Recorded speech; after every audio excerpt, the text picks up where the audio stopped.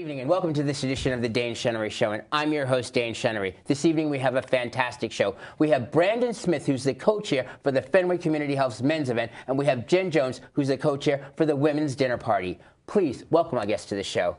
Brandon, Jen, thank you so much for joining us. Hi, Dane. How are you? Listen, the Fenway has this event every year, and I believe you're co-chairs. What's it like being a co-chair for the event? Being a co-chair, Dane, is a lot of work. So we have a lot of responsibilities. One of them is going out and telling more people about Fenway Health and promoting the event as well as the organization. So we're here today just to tell people about the men's event on my half. So it's on March 9th is when it is at 6 o'clock at the Marriott Copley. And you can go online to purchase tickets and find out more about it. Jen, now the women's event. The women's event and the men's event, they're different, but they're similar. What are some of the similarities? Well, I mean, it's basically bringing two different groups of people together, but for the same cause. So, you know, both events they're raising money to help support Fenway and all the great work that they do to help support the LGBT community. You know, providing, you know, safer sex kits. We also, you know, the staff there provides, you know, HIV tests to anybody who needs them. And that's just, you know, a small piece of all the great work that they do. You know, the Fenway Institute that has, you know, groundbreaking research, you know, for HIV and AIDS. And it's a great organization. We have a lot of fun every year. You know, the women's dinner dance party, you can't find a better event. A great group of people for such a great cause. Now, why did you decide to get involved and be a co-chair for such an event?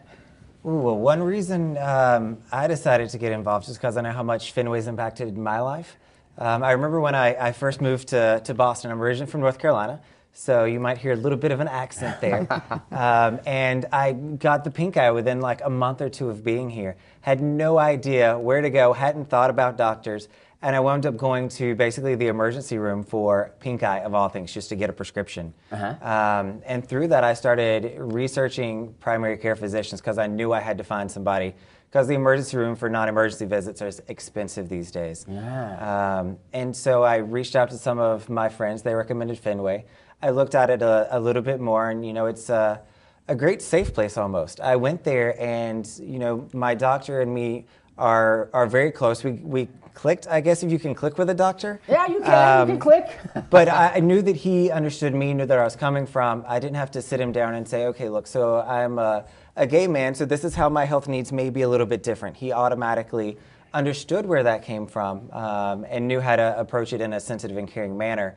And I didn't have to worry about telling him about my sexual status or my sexuality, because he was comfortable with that. Wow. Have you found to be the same experience? Is that one of the reasons why you go to Fenway as well? Yes, definitely. I actually went to school in Boston and have been involved ever since college. So I think for me it was just similar to Brandon. You know, I was looking for a primary care provider that, you know, I could talk to things that were uncomfortable to talk about in the past with somebody that I trust and respected. And, you know, in the process of being a patient at Fenway for so many years, it only seemed like a natural fit to get more involved. And I actually started getting more involved through a group that started for kind of the under 40 group, which is called the Young Leaders Council. And by giving a monthly contribution, I became involved in this group, and, you know, after about a few months, I actually got involved in the steering committee of that. And then through kind of getting more involved there and really expressing you know, a want and a desire to do more, the opportunity to be a co-chair of this great event came up, and I couldn't be happier to be involved with such a great organization. Now let's be clear. This is a fundraiser. Yes. Now, is there what do you wear? I mean, what do people wear in a fundraiser like this? So for the men's event, it is a black tie tuxedo, or creative black tie, I guess is the proper title to it. So you can be a little creative with it, but it is black tie, very formal. And it is a very elegant, very nice event to show up and see everybody dressed to the nines. It truly is nice to see everybody like that. Is it similar at the women's event? It is. It is. It's a similar to a black tie.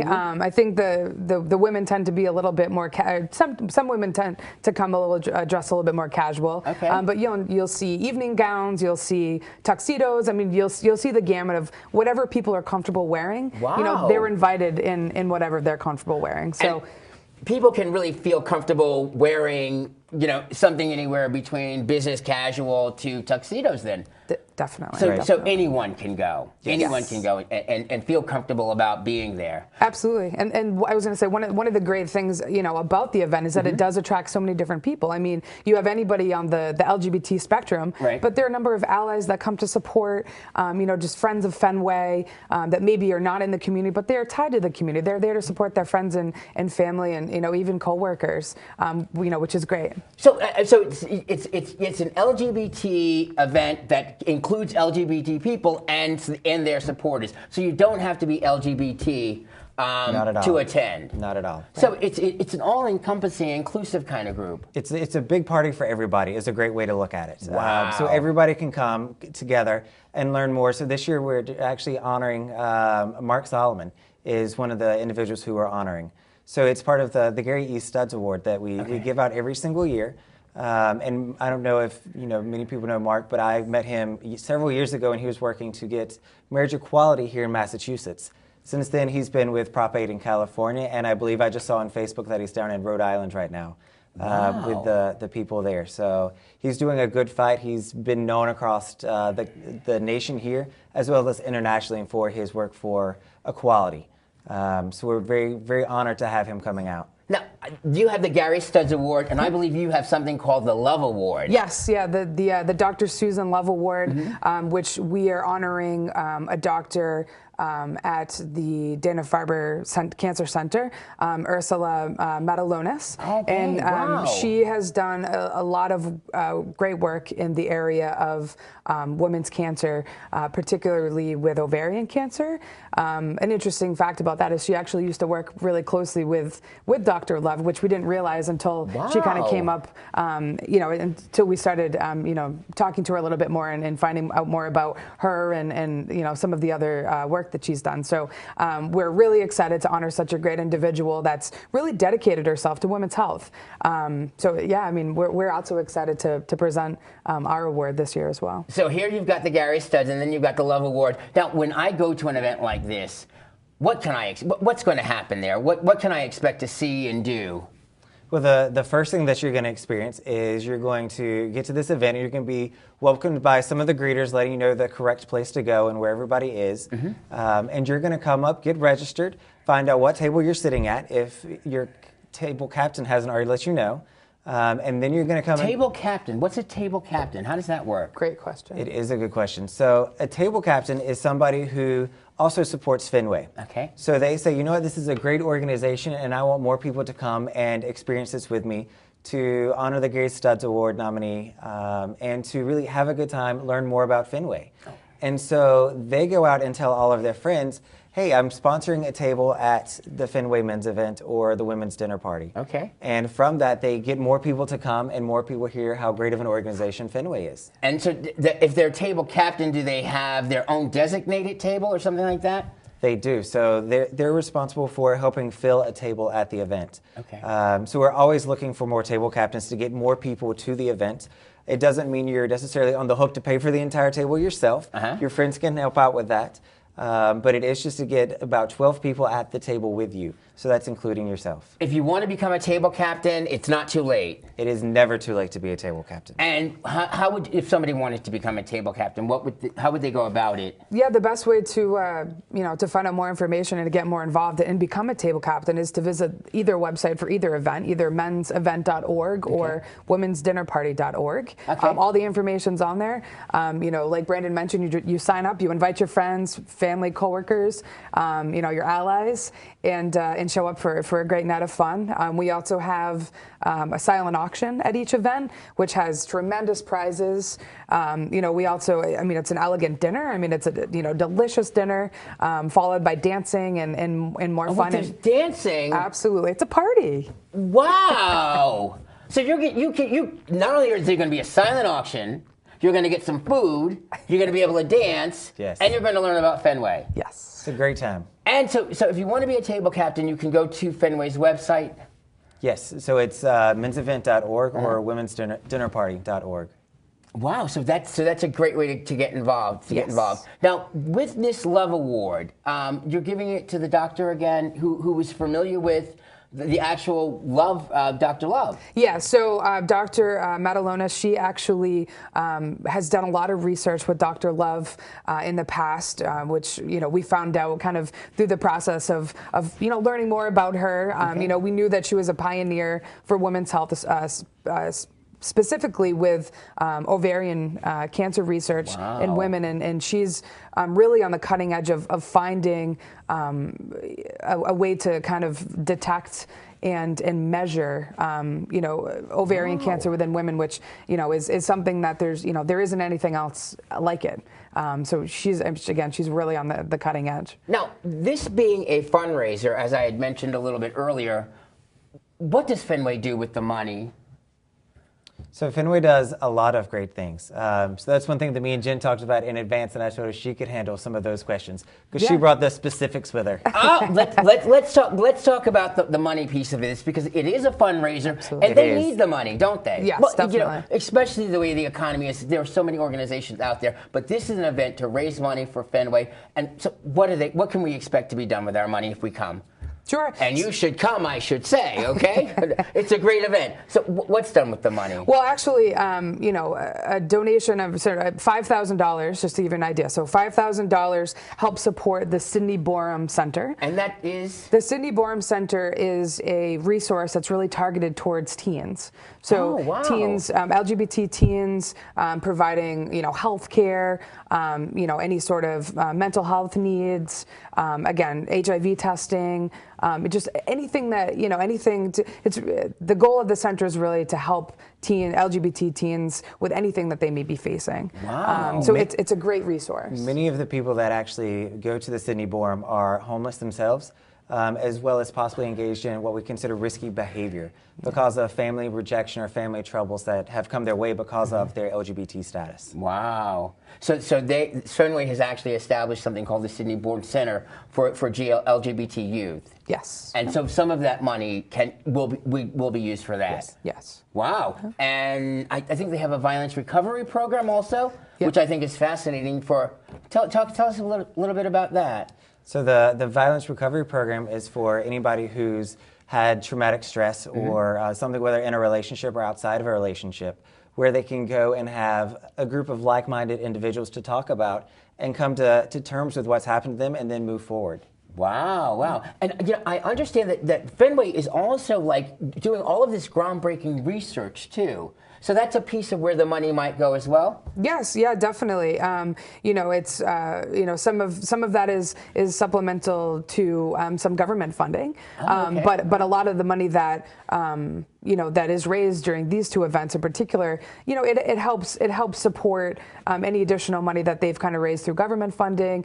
Okay. Fenway was actually one of the only organizations that's been given money by the government to specifically develop HIV drugs, to cure and help prevent the spread of HIV, which again, it's never happened before. It's something that's really unique to Fenway, and they're doing a really great job with again, AIDS and HIV. Really getting out there to spread the word about safe sex and providing this additional support where needed. Now I understand that they have a lot of different components there at Fenway, and we're going to come back and talk about that. And we're going to talk about more of what's going to happen at the event. Hey, this is Dane Chenery, and I'm sitting with Brandon and Jen from Fenway Community Health, the co-chair for the men's event and the co-chair for the women's dinner party. Please keep it locked. We'll be right back, and thanks for watching. Hello, my name is Brandon Smith, one of the co-chairs of this year's 20th annual Fenway Health Men's Events. And I'm Jen Jones, one of the co-chairs of this year's women's dinner party. We'd like to take this time to invite you to both of these events, with the men's event being on March 9th at the Boston Marriott Copley Hotel. And the women's dinner party taking place on Saturday, April 6th. The reason why both of these events are so crucial is because the funds raised go to support Fenway Health, the world's largest LGBT-focused health center, also serving Greater Boston. Both of these events are a great time. There are fabulous silent auction items, dinner, followed by dancing. To learn more about the men's event, visit mensevent.org. For more information about the women's dinner party, please visit womensdinnerparty.org. Again, the men's event, March 9th at the Boston Marriott Hotel. And the women's dinner party is taking place on Saturday, April 6th. And we will see you there. Welcome back, and I'd like to thank our sponsors. We are sitting with Brandon Smith and Jen Jones. Brandon's the co-chair for Fenway Community Health's men's event, and Jen is the co-chair for Fenway Women's Dinner Party. Please, we're talking about all the excitement and about an event you won't want to miss. So this event is when again? March 9th. March 9th. And the women's event? The women's event is on April 6th. April 6th. Now, these are Saturday evenings. Absolutely. Where's the event?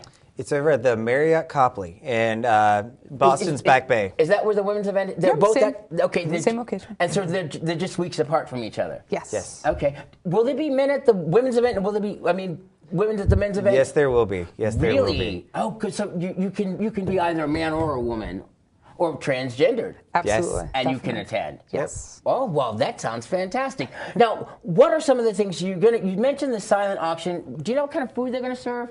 Yes, definitely. It's there'll be 3 courses. Appetizers. Kind of there's a cocktail hour ahead of time where people can mingle and see what the silent auction holds for this year, which I know a lot of people get really excited about some of the prizes that are they're out of this world. It will be a 3-course dinner. We don't want to give away too much, but we were just at the Marriott yesterday for the tasting, picking out the food options for the event. They had numerous plates that the chef there had made for us to try out his hand, and they were all phenomenal, but we came up with what we feel are the best ones that everybody's really going to like. Now, what if you're a vegetarian? There is a great vegetarian option. Delicious vegetarian option. So even if you're a vegetarian, you can also... I might order the vegetarian option just because it was that good. Wow. So that's really good to know as well. Yeah. You get to this event, you're going to be greeted by greeters, and then I guess you're going to see a silent auction. And you bid on this stuff, and how do you find out whether or not you win? Well, actually, you can find out about the items ahead of time. Wow. Yeah. Each event has their own website that you can actually go online. You can look on your phone and check out and see what's available. And then if you see an item that you'd like, you can go and find it. Everything's coded. It's really easy to find. At the end of the night, you check in with Fenway. I know a lot of people get really excited about their prize, and there are a number of staffers that are around and available to check in regarding the prize. So you can either take it home that night, or you can take it home later on the next week. And I do recommend stalking your item as well. If you find one that you like, kind of hang by it for a little while, go have your dinner, come back halfway through, check to make sure nobody's bid on it again, and make sure that you win the item of your dreams. So there's an actual process to making sure that you're going to get the... Wow, you have that's to strategize. Fantastic. Now, is there a master of ceremony? There will be. I don't think we've announced ours yet for the men's event yet, though. So we're still on the hidden side for that. We're making sure everything's finalized before we announce it, but we do not have one that's announced at this point. Okay, and for the women's event? We have somebody that we've partnered with for a number of years who will also kind of plead the fifth at this point, and more information to come. But we do have a number of great silent auction items. Okay. It's going to be a great party. We have some excellent entertainment lined up, a couple great DJs for both events. So that's about it. There is still more to come here. Yes. There is. So they can go back to the Fenway website and they can find out who's going to be the master of ceremony. They can find out all of those special details that we're not going to tell you right now. But check out the Fenway website for the mensevent.org and the women's dinner party.org. Now, you're going to get there. You're going to see the silent auction. You're going to have some wonderful food. And then there's going to be some dancing, I understood. Yes. So at the men's event as well, we have a live band that comes out called Booty Vortex. So they're going to be performing live music for us. They came last year. We had a blast with them. So they'll be doing the first part of the evening, and then we have DJ Jim coming out afterwards to fill in after them when they're done. Wow, and they'll also be dancing at the women's dinner party as well. Yes, we have a similar lineup scheduled. So we'll have the best of both worlds as far as live performance, followed by a DJ keeping us dancing all night long. What time does the event start? It starts at 6 o'clock for the mix and mingle cocktail kind of hour is when it begins. And what time does it end? 1 a.m. So you'll have going all night long. All night until 1 o'clock. Yeah. Wow. That's fantastic. And will you also have like people talking about Fenway? Will people find out more about the organization by going?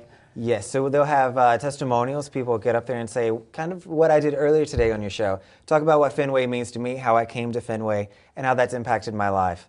So they have some clips on the Jumbotrons, and they'll probably actually have 1 or 2 people speaking on stage as well about that. Wow! So you're also going to learn a little bit about a lot about the organization by going to this event. Yes, I mean there's a short program that's kind of split up throughout dinner, to share more about Fenway, more about the Fenway story, and more about how to get involved. Because I know a lot of people that come, there's a broad spectrum of people. They're longtime supporters of Fenway. They've been coming to this event for years, or they may be new to Fenway. They want to learn more about it. So I think we do a great job of covering the spectrum and providing enough information for everybody. Now, I also understand that Fenway is in a almost relatively new building.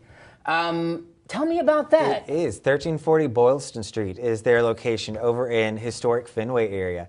So there was a large capital campaign that went on that raised lots of money to be able to get that built. It is 8 stories. Correct? 10 stories. 10 stories. I was trying to remember. But they just totally renovated 2 of the floors, and we have completely filled the building at this point. Wow, that's fantastic. So you have the Fenway Institutes moved in. You have a floor for dentistry. You have a floor for optometry. You have mental health floors. You have primary care physician floors. You have a pharmacy in the bottom of it for anybody who needs to get prescriptions filled. It's a full-service facility at this point. That is fantastic. Yeah. Now, this is why they need the money. Yeah, so initially when the building was built at 1340 Boylston, there was, everybody at Fenway was, they were originally had planned on leasing out a couple of the floors. Right. Based on the current need that, they didn't think that they would have enough need to fill all the floors. Just this past November, they completed construction on the 3rd and 4th floors. I'm sorry, there are 2 floors that were not finished. Yeah. So they took those floors over, they built them out, because there's such a high demand of Fenway services that they're able to build those floors out and cater to everybody that's looking for help. That's one of the wonderful things I understand about Fenway is it is originally designed to help support the Fenway area and the LGBT community, and Fenway really has reached out to everybody for health care and for those who really can't afford it as well. Yes. That's one of the wonderful things about Fenway is that they do provide services for people who cannot afford it. How do they get involved in Fenway? So the people who can't afford help, who can't afford medical care, Fenway will never turn them away. Okay. So Fenway gives out numerous free visits for people who need medical care but can't afford it. Wow. So that again is what part of the money that we're raising for these events goes towards, is making sure that people who need medical care can still afford that from a provider who is okay coming from wherever they are. Even though they are, an LGBT-focused area, you do not have to be LGBT to go to the Fenway Health Center. Anybody is welcome to come in and receive top-notch medical service from any of the doctors. That's a wonderful thing. So for people who really cannot afford health care, because it really is very, very expensive. Yes. Fenway does provide additional. They raise money to help for those who cannot afford it. Definitely. And that's really, and the LGBT youth, I hear they do a lot with the youth with the Sidney Borum Center as well. Yes. And you say they have a dentist office there? Yeah, recently there was a need for both dentistry and ophthalmology with eye care, and Fenway is proud to be able to provide both of those services in their new location at 1340 Boylston. And they have mental health? Yes. And a pharmacy? Yes. Yeah. Wow. Just in general, with this fundraiser, how many people would you say show up to the women's event? Just about 1,200. 1,200? 1,200. And we're a little bit larger, not to make it a competition, but we normally come in close to the 1,400 number is where we're at. Wow. So we are maxing out the Marriott Copley at this point, and it will be a sold-out event. So make sure you're going online to get those tickets. How can people go online and where can they get the tickets? mensevent.org. And if anybody doesn't have a table they want to sit with and they want to be guaranteed a good time, feel free to put my name in, Brandon O. Smith, and you'd be more than welcome to sit with me and my friends. Brandon, and are you going to be there and have a table captain as well? Definitely, yes, absolutely. And can they put your name if they want to? Absolutely. I might sit with you, honey. I'll sit with you too, Brandon. Love nothing more. Love nothing more. It's an exciting, when is the event again? So it is March 9th at the Boston Marriott Copley starting at 6 p.m. Okay, and the women's event? Saturday, April 6th. Saturday, April 6th? Yes, at the Boston Copley Marriott. They're very fortunate to have such great people over there and to have you as co-chairs for the event. Thank you. It's the men's event, the women's dinner party. Yes. It's at Fenway. It's a must-see event. Please go online at mensevent.org or womensdinnerparty.org and get your tickets. Please help the Fenway, help our community. And I'd like to thank you for watching. I'd like to thank you, Brandon, and you, Jen, for coming on the show to talk about such a great event. Thank you. And this is Dane. If you miss a minute, you miss a lot. I'd like to thank you for watching, and we'll see you next week.